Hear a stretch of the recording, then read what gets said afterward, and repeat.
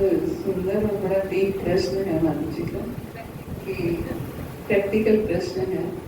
और कि रूप गोस्वामी बात कहते हैं ददाति पति नाती गुणे मान कहते कि हमें वैष्णवों को प्रसाद पे बुलाना चाहिए और उनके यहाँ प्रसाद पे जाना चाहिए, उनको अपने मन की बातें बतानी चाहिए। और अगर मन की बातें हम बताते हैं तो बातें इधर उधर हो जाती हैं, तो फिर ऐसे में हम क्या करें, हमें दुख होता है। तो सबसे पहली बात कि हमें परखना आना चाहिए, है ना, परख होनी चाहिए।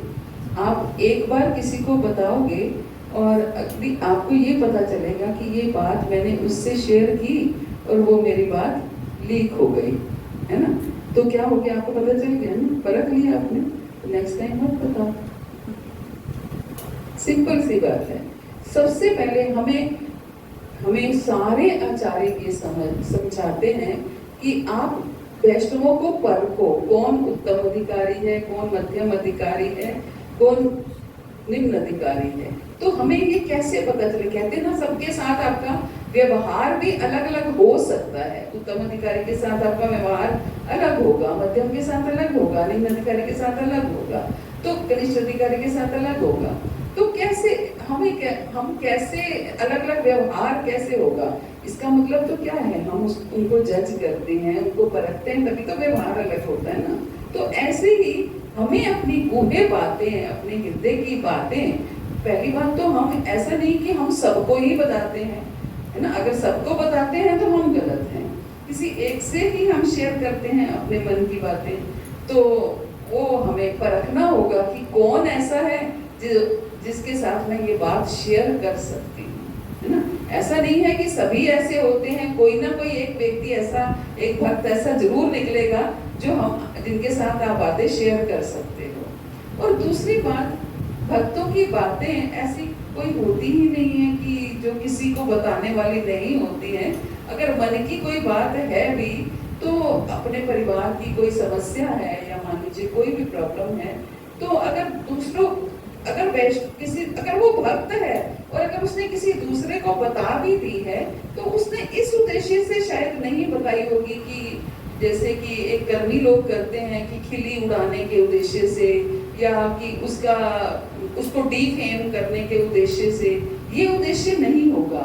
उद्देश्य केवल यही होगा कि अगर बताई भी है तो कि मैं उससे बताऊं, क्या पता उससे इस समस्या का समाधान हो जाए। हम लोग पहले हमारी ब्रांच में बहुत सारी लेडीज थी, कम से कम 15-16 लेडीज हुआ करती थी। अब तो मैं 3-4 ही रह गई, लेकिन पहले 15-16 लेडीज हुआ करती थी। तो सब 15-16 लेडीज जो है वो सब इकट्ठी लंच करती थी, एक दूसरे से पूरा लंच टाइम बीत जाता था एक दूसरे से डबियां शेयर करने में, लंच टाइम शेयर करने में। और उस समय पे लेडीज जो भी, उन सबकी समस्याएं होती हैं, लेडीज के साथ खासतौर से होती हैं, छोटी मोटी जो भी समस्याएं होती थी वो लंच टाइम में जरूर शेयर करती थी। 15-16 लेडीज के बीच में वो शेयर करती थी। तो होता क्या था, वो उस बात को शेयर करती थी तो 15-16 में से किसी ना किसी की बुद्धि इतनी चल जाती थी कि उसको सही सॉल्यूशन उस प्रॉब्लम का मिल जाता था। जरूरी नहीं कि एक की बुद्धि में ये बात है, दूसरे की बुद्धि में भी आ सकती है। तो 15-16 में से कोई ना कोई ऐसा सॉल्यूशन निकाल के दे ही देता था जो जेन्युइन होता था।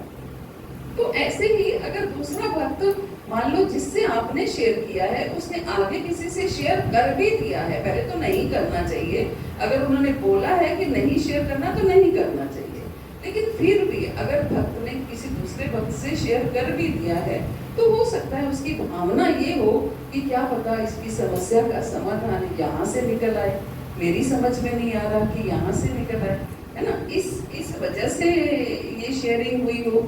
और ऐसी समस्याएं वो ज्यादा होती भी नहीं है भक्तों के बीच में।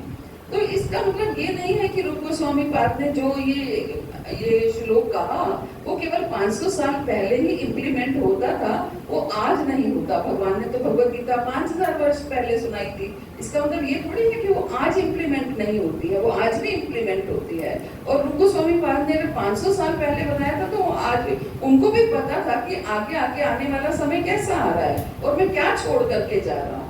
है ना, वो उन्होंने बताया है कि ये करना है। उसके बाद करना या ना करना और सही तरीके से करना, ये हमारा काम है कि हमें परखना अच्छे से है। अच्छे से परख लिया जब हमने, उसके बाद हम शेयरिंग करें और फिर इस उद्देश्य से शेयरिंग करें, इस मतलब इस भावना से शेयरिंग करें कि आप ये मानकर चलें कि आप जिनको बात बता रहे हैं वो आगे बात जरूर जाएगी। अगर आपके पेट में बात नहीं बची है तो उनके भी नहीं बचेगी, ये आशा भी मत रखिए। सच कह रही हूँ, ये आशा भी नहीं रखनी चाहिए कि हम अगर डाइजेस्ट नहीं कर पाएंगे दूसरा व्यक्ति कैसे कर लेगा। हम क्या कहते हैं, आपको किसी ने बात बताई ना, किसी को बताना मत। देखो उसने मेरे को ये बात बताई है, किसी को बताना मत, मैं सिर्फ आपको बता रही हूँ, आप किसी को बताना मत। क्यों भाई, जब तुम्हारे पेट में नहीं बची तो उसके पेट में कैसे बचेगी, है ना। तो इस तरीके से हम एक्चुअली, होता क्या है, हम दूसरे को डिफॉल्टर मानते हैं और अपने को नहीं मानते हैं। अपना डिफॉल्ट, अपनी मिस्टेक हमें दिखती नहीं है। करता हर कोई ये मिस्टेक है, ऐसा कोई नहीं है जो ये वाली गलती ना करता हो। खासतौर से हर कोई करता है, हर कोई। आपसे कोई शेयर करेगा, आप ही आगे किसी ना किसी को जरूर बताओगे। अगर बाहर नहीं बताओगे तो अपने फैमिली मेंबर्स के साथ जरूर शेयर करोगे, है ना। तो इसलिए अगर कर भी थी तो उसमें कोई बुराई नहीं है। अगर भावना ये है कि क्या पता मैं इससे शेयर करूं तो कोई सॉल्यूशन भी करा, है ना, अच्छी भावना से अगर शेयर की है तो उसमें कोई बुराई नहीं है। हाँ, डिफेम करने का उद्देश्य नहीं होना चाहिए, किसी को क्रिटिसाइज करने का उद्देश्य नहीं होना चाहिए, ये उद्देश्य नहीं होना चाहिए, वो हमें पर रखना पड़ेगा। हरे कृष्ण।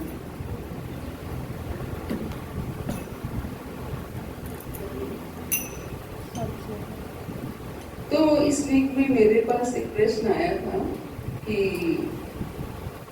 मैंने तो कभी किसी के साथ बुरा नहीं किया।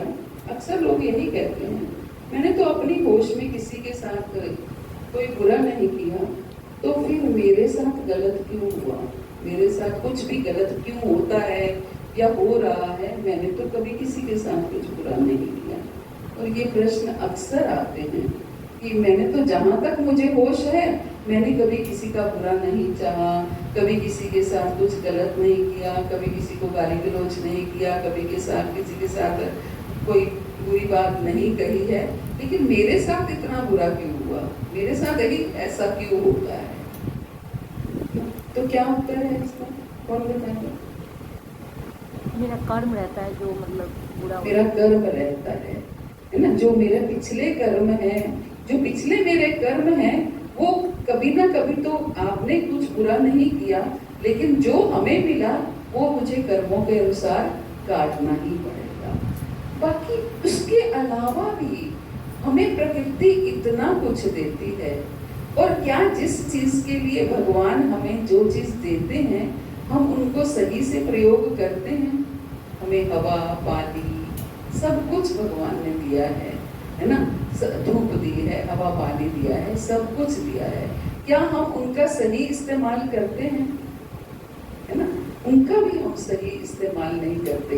पानी है तो पानी का हम सही इस्तेमाल नहीं करते। तो अगर नेचर को हम, वो कहते हैं ना, कभी कभी ऐसा होता है, कोई हादसा होता है, जैसे केदारनाथ में हादसा हुआ था या कोई भी ऐसा हादसा होता है, तो हम क्या कहते हैं, जब नेचर से इतना खिलवाड़ करेंगे तो होगा ही, कहते हैं ना उस समय हम, कि हम जब नेचर से इतना खिलवाड़ करेंगे तो होगा ही।